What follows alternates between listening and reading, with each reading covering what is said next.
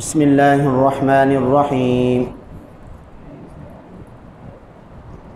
26ویں پارے میں اللہ تبارک و تعالی ارشاد فرماتا ہے فَاعْلَمْ أَنَّهُ لَا إِلَٰهَ إِلَّا اللَّهُ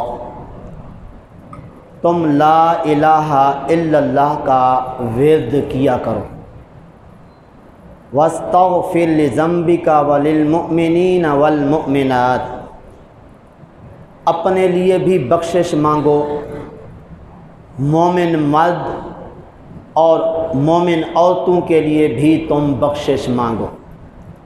واللہ یعلم متقلبکم ومثواکم اللہ تبارک و تعالی تمہاری دن کی مصروفیات کو بھی جانتا ہے اور تمہارے رات کے آرام کو بھی جانتا ہے۔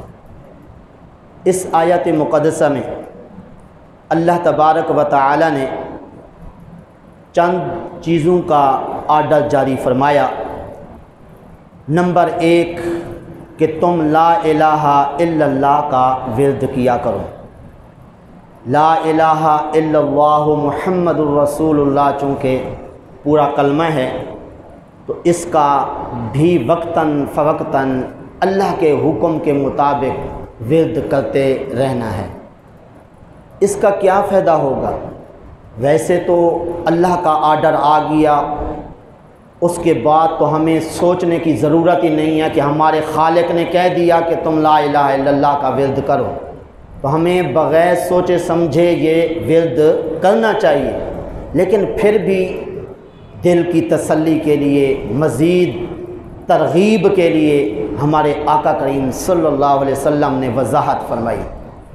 فرمایا اگر کوئی کلمہ شریف 70,000 مرتبہ پڑھ لے، کسی ایسے مردے کو بخش دے کہ جس کو قبر کے اندر عذاب ہو رہا ہوگا، اللہ ان 70,000 مرتبہ کلمہ پڑھنے کی برکت سے اس قبر والے سے عذاب اٹھا لے گا۔ سبحان اللہ۔ مزید سنیے اس کلمہ شریف کے پڑھنے کے فوائد میں سے ایک فائدہ، آقا کریم صلی اللہ علیہ وسلم نے ارشاد فرمایا قیامت کے دن بندوں کے درمیان سے ایک شخص کو بلایا جائے گا، وہ اللہ کے حضور حاضر ہوگا، اس کے 23 رجسٹر گناہوں کے ہوں گے۔ ایک رجسٹر کتنا بڑا ہوگا؟ جہاں تک اس کی نظر جائے گی وہاں تک وہ رجسٹر یعنی کہ اتنا بڑا ہوگا۔ یہ 23 رجسٹر ہوں گے گناہوں سے بھرے ہوئے۔ اللہ تبارک و تعالیٰ فرمائے گا میرے بندے یہ واقعی تو نے کیے ہیں، میرے فرشتوں نے کوئی اپنی طرف سے تو نہیں لکھ لیے؟ کہے گا مولا میں نے کیے ہیں، فرشتوں نے اپنی طرف سے نہیں لکھے۔ اللہ فرمائے گا آج تجھ پہ ظلم نہیں کیا جائے گا، چاہے تیرے جتنے گناہوں کے رجسٹر ہیں ایک پرچی ہے یہ لے جا، ایک پلڑے میں یہ 23 رجسٹر گناہوں کے رکھے جائیں گے، دوسرے پلڑے کے اندر تو یہ پرچی رکھ دینا۔ عرض کرے گا مولا یہ چھوٹی سی پرچی ان 23 رجسٹر جو گناہوں کے ہیں یہ پرچی ان کی کیا حیثیت رکھتی ہے؟ اللہ فرمائے گا تو لے تو جا، رکھ تو صحیح نا، تجھ پر ظلم نہیں کیا جائے گا۔ چنانچہ وہ شخص پرچی لے جائے گا اپنے ترازو کے اندر جو اس وقت لگایا جائے گا نیکیاں بدیاں تولنے کے لیے۔ یاد رکھیے کہ دنیا کے ترازو اور قیامت کے دن جو ترازو لگایا جائے گا اس میں فرق ہے۔ کیا فرق ہے؟ آپ جانتے ہیں دنیا میں جو ہاتھ میں پکڑا جاتا ہے نا ترازو، 2 اس کے پلڑے ہوتے ہیں، جس پلڑے کے اندر وزن زیادہ ہوتا ہے وہ نیچے کو جھک جاتا ہے اور جس کے اندر وزن کم ہوتا ہے وہ اوپر کو ہو جاتا ہے۔ لیکن قیامت کے دن جو ترازو ہوگا، جس پلڑے کے اندر وزن جو ہے وہ زیادہ ہوگا وہ اوپر کو اٹھ جائے گا، اور جس کے اندر وزن کم ہوگا وہ نیچے کو جھک جائے گا۔ تو بہرحال وہ شخص پرچی لے جائے گا، ظاہر ہے کہ 23 رجسٹر بھرے ہوئے گناہوں سے ایک پلڑے میں رکھے جا رہے ہیں، دوسرے پلڑے میں جب وہ شخص پرچی رکھے گا تو وہ پرچی والا پلڑا جو ہے وہ بھاری ہو جائے گا، وہ اوپر کو اٹھ جائے گا۔ تو اب حیران پریشان وہ پرچی ہوگی کیسی؟ اس پرچی پہ لکھا ہوگا اشہد ان لا الہ الا اللہ وحدہ لا شریک لہ واشہد ان محمدًا عبدہ ورسولہ۔ یہ کلمات چونکہ اس نے پڑھے ہوں گے تو یہ محفوظ رکھے جائیں گے، قیامت کے دن یہ کلمات کام آ جائیں گے۔ تو اس لیے ہمیں کوشش کرنی چاہیے لا الہ الا اللہ کا ورد وقتاً فوقتاً کرتے رہیں۔ اور یہ لا الہ الا اللہ کا کمال دیکھیے، کوئی بندہ پوری زندگی کفر میں گزارے اور آخر وقت میں موت سے پہلے جب موت آ چکی ہو اس وقت اگر لا الہ الا اللہ محمد الرسول اللہ پڑھ لے گا، اللہ اس کا جنت میں داخلہ عطا فرما دے گا۔ اس کی کئی مثالیں موجود ہیں۔ ہمارے آقا کریم صلی اللہ علیہ وسلم ایک یہودی کے بچے کے پاس گئے، جس نے پوری زندگی کفر میں گزاری تھی، اب بھی وہ کفر پر ہی تھا۔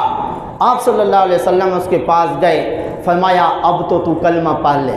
اس نے باپ کی طرف دیکھا جو کہ یہودی تھا، اس نے بھی کہا محمد صلی اللہ علیہ وسلم جو فرماتے ہیں مان لے۔ اس نے لا الہ الا اللہ پڑھا، اس کے بعد موت آ گئی، وہ جنتی ہو گیا۔ تو اس طرح یہ اللہ کے نام کا کمال ہے کہ پوری زندگی اگر کفر میں گزار لی، آخر وقت میں اگر کلمہ طیبہ پڑھ لیا تو اس طرح اسلام کی حالت میں اس دنیا سے جائے گا اور جنت میں اس کا داخلہ ہو جائے گا۔ اب کفر سے اسلام کی طرف آنے کے کئی اسباب ہیں۔ کوئی ایسا عمل بندہ اپنا لیتا ہے چاہے اس کی پوری زندگی کفر میں گزری ہو، لیکن اس نیک عمل کی برکت سے اس کو مرتے وقت اللہ کی طرف سے اسلام قبول کرنے کی توفیق مل جاتی ہے۔ اس کی ایک مثال کئی بار آپ سن چکے ہوں گے۔ ایک یہودی تھا جس کا بچہ، بلکہ مجوسی آگ پرست، وہ ماہ رمضان المبارک میں بازار کے اندر مسلمانوں کے سامنے اس یہودی کا بچہ جو ہے وہ کھا پی رہا تھا۔ اس یہودی کو غصہ آیا، کہا تھپڑ مارتے ہوئے تجھے شرم نہیں آتی؟ مسلمانوں کے سامنے ماہ رمضان المبارک کے اندر کھا پی رہا ہے۔ آگے وہ بچہ بولا تم بھی تو کھاتے ہو، تم نہیں کھاتے؟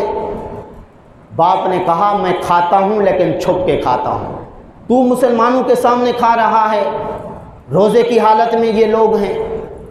تو اب وہ جو تھپڑ مارا تھا نا مجوسی نے، وہ ایسا اللہ تعالیٰ کو پسند آیا، وہ فوت ہو گیا۔ بعد میں کسی نے خواب کے اندر دیکھا تو وہ جنت کے اندر ٹہل رہا تھا۔ پوچھا بھئی تو تو مجوسی تھا، آگ پرست تھا، غیر مسلم تھا، تو جنت میں کیسے؟ کہنے لگا وہ ایک دن نا میرا بیٹا بازار کے اندر مسلمانوں کے سامنے ماہ رمضان میں کھا پی رہا تھا، میں نے غصے میں آ کے اس کو ماہ رمضان کے ادب کی وجہ سے تھپڑ مارا۔ اللہ نے میرے اس تھپڑ کو اتنا پسند فرمایا، جب میری موت کا وقت آیا مجھے کلمہ پڑھنے کی توفیق دے دی، میں نے کلمہ پڑھا، مسلمان ہو گیا، اسلام کی حالت میں موت آ گئی اور اس طرح میرا خاتمہ ایمان پہ ہو گیا، اب میں جنت میں ٹہل رہا ہوں۔ تو اس لیے اس سے ہمیں بھی سبق حاصل کرنا چاہیے۔ ایک مجوسی اگر اپنے بچے کو اس لیے مارے کہ روزے داروں کے سامنے وہ کھا پی رہا ہے، آج مسلمان بچہ کیا بڑا مسلمانوں کے سامنے سگریٹ پیتا ہے، جناب کھاتا ہے، پیتا ہے، سپریٹ پیتا ہے، چائے پیتا ہے، نہ جانے کیا کیا کرتا ہے۔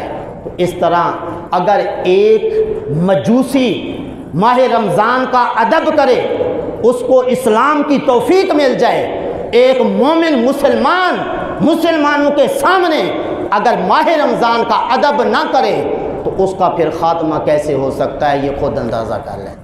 بہرحال یہ حکم تھا ایک لا الہ الا اللہ کا، اللہ نے فرمایا ورد کیا کرو۔ کون کہہ رہا ہے؟ اللہ خالق و مالک خود فرما رہا ہے۔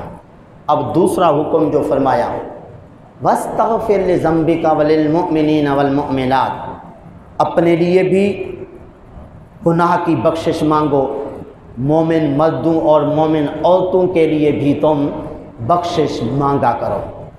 لہٰذا معلوم ہوا کہ اللہ کا خود کا حکم ہے، اپنے لیے بھی مغفرت طلب کرو، مومن مردوں عورتوں کے لیے بھی مغفرت طلب کرو، چاہے وہ مومن مرد عورتیں زندہ ہوں یا اس دنیا سے جا چکے ہوں، ہر ایک کے لیے اللہ فرما رہا ہے تم بخشش مانگو۔ آج کل اگر کوئی ایصال ثواب کی محفل کا اہتمام کیا جائے تو لوگ کہتے ہیں دیکھیں جناب یہ نئی بدعت شروع ہو گئی، جناب یہ نیا کام شروع ہو گیا، یہ کہاں سے ثابت ہے؟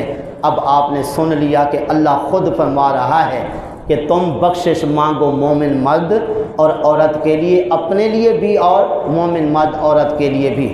ایک مرتبہ نا ایک بندہ فوت ہوا، مغرب کا ٹائم تھا تو میں نے دعا کی اللہ اس کی بخشش فرما دے۔ ایک بندہ کہنے لگا ابھی تو اس کو دفن ہی نہیں کیا گیا، آپ نے کیسے دعا کر دی اس کی بخشش کے لیے؟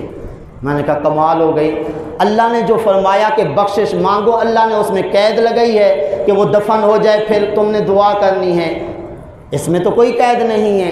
زندہ ہو پھر بھی اس کی بخشش کی دعا کر سکتے ہیں، مر جائے دفن نہیں ہوا پھر بھی بخشش کی دعا کر سکتے ہیں، دفن ہو گیا ہے پھر بھی اس کی بخشش کی دعا کر سکتے ہیں۔ اب سوال یہ ہے کہ اگر بخشش مانگے فائدہ کیا ہوگا؟ اللہ نے سورۃ نو میں ارشاد فرمایا استغفروا ربکم انہ کان غفارا، تم اپنے رب سے بخشش مانگو، وہ بہت بخشنے والا ہے۔ معلوم ہوا کہ بخشش مانگنے سے اللہ بخش دیتا ہے۔ اچھا مولا کوئی اور بھی فائدہ ہے؟ اگر بخشش مانگیں کوئی اور بھی فائدہ ہوگا؟ ہاں، فرمایا یرسل السماء علیکم مدرارا، بارش نہیں آ رہی ہوگی، تم بخشش مانگو گے میں موسلا دھار بارش دے دوں گا۔ اگر تمہاری اولاد نہیں ہوگی، بے اولاد ہوگے، تم بخشش مانگو گے میں تمہیں اولاد دے دوں گا۔ اگر تم تنگ دست ہوگے، بے روزگار ہوگے، تم بخشش مانگو گے میں تمہیں رزق سے نواز دوں گا۔ اگر تمہاری پیداوار کے اندر کوئی کمی آئی ہوگی، تم بخشش مانگو گے تو تمہاری پیداوار کے اندر میں اضافہ کر دوں گا۔ سبحان اللہ۔ تو یہ بخشش مانگنے کے فائدے، بارش نہ آ رہی ہو بارش آئے گی، اولاد نہیں ہے اولاد ملے گی، تنگ دستی ہے تنگ دستی دور ہو جائے گی، آمدنی کے اندر کمی ہے آمدنی کے اندر اضافہ ہو جائے گا۔ اب سوال یہ ہے کہ کیا کسی کے بخشش مانگنے پر اس کو اولاد ملی بھی ہے؟ حضرت امام حسن رضی اللہ تعالیٰ عنہ سے حضرت امیر معاویہ رضی اللہ تعالیٰ عنہ کے ایک ملازم نے عرض کیا میں بہت امیر آدمی ہوں، بڑا اللہ تعالیٰ نے مجھے مال و دولت سے نواز رکھا ہے، لیکن ایک بات ضرور ہے کہ میری اولاد نہیں ہے۔ حضرت امام حسن رضی اللہ تعالیٰ عنہ نے فرمایا اچھا آپ استغفار کو اپنے اوپر لازم کر لو، اپنے گناہوں کی بخشش مانگا کرو۔ اس شخص نے روزانہ 700 مرتبہ بخشش اللہ تعالیٰ سے مانگنی شروع کر دی، تو اس بخشش مانگنے کی برکت سے اللہ نے 10 بیٹے اس کو عطا فرمائے۔ سبحان اللہ۔ یہ ہے بخشش مانگنے کا فائدہ۔ پھر یہ ہے کہ بندہ اگر بخشش مانگتا ہے تو ہر قسم کی پریشانی سے غم سے اللہ محفوظ فرما لیتا ہے۔ حضرت عمر فاروق رضی اللہ تعالیٰ عنہ، آخری بات، ویسے تو ٹائم کافی ہو چکا ہے لیکن آج اعتکاف والے حضرات یہاں پہ یقیناً موجود ہوں گے، چلیں تھوڑا سا وقت تو ان کا بھی اللہ رسول کی باتیں سنتے ہوئے گزر جائے، ویسے تو انہوں نے عبادات کرنی ہے۔ تو حضرت عمر فاروق رضی اللہ تعالیٰ عنہ نا جا رہے تھے تو ایک شخص شراب کی بوتل لیے ہوئے آگے آ رہا تھا۔ اس نے دیکھا حضرت عمر رضی اللہ تعالیٰ عنہ آ رہے ہیں، اس کے دل کے اندر خوف پیدا ہوا۔ حضرت عمر فاروق رضی اللہ تعالیٰ عنہ شراب کی بوتل دیکھ کے معاف تو نہیں کریں گے، وہ تو میری گردن اڑا دیں گے، نہ جانے کیا کریں گے۔ اس نے کیا کیا، اس بوتل کو نا کپڑے کے اندر لپیٹ کے کہنے لگا اے اللہ میں توبہ کرتا ہوں، آئندہ میں ایسی حرکت نہیں کروں گا، آج حضرت عمر کی مات سے مجھے بچا لے۔ تو دل کے اندر توبہ کی، اللہ تعالیٰ کی بارگاہ سے معافی مانگی۔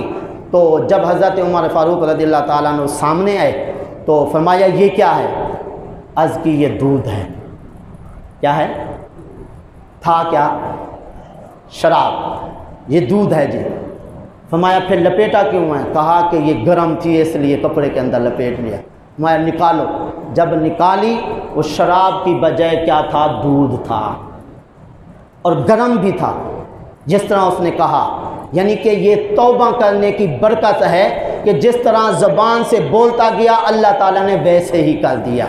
اگر حضرت عمر فاروق رضی اللہ تعالیٰ عنہ کے سامنے ایک شخص خفیہ توبہ کر کے اس طرح وہ کہتا ہے کہ شراب نہیں ہے دودھ ہے، اور چھپایا اس لیے ہے کہ یہ گرم تھا، تو اللہ نے ویسے کر دیا۔ آج اگر ہم لوگ اللہ تعالیٰ کی بارگاہ میں اپنے گناہوں کو یاد کر کے گریہ وزاری کر کے اپنے گناہوں کی معافی مانگیں، کیوں نہ اللہ تعالیٰ کی کرم نوازی ہوگی۔ اس لیے آپ صلی اللہ علیہ وسلم نے فرمایا جس نے اپنے اوپر استغفار کو لازم کر لیا، اللہ اس کا ہر غم اور اس کی ہر پریشانی بھی دور فرما دے گا، اور اس کو ایسی جگہ سے رزق عطا فرمائے گا جہاں سے اس کا گمان تک نہیں ہوگا۔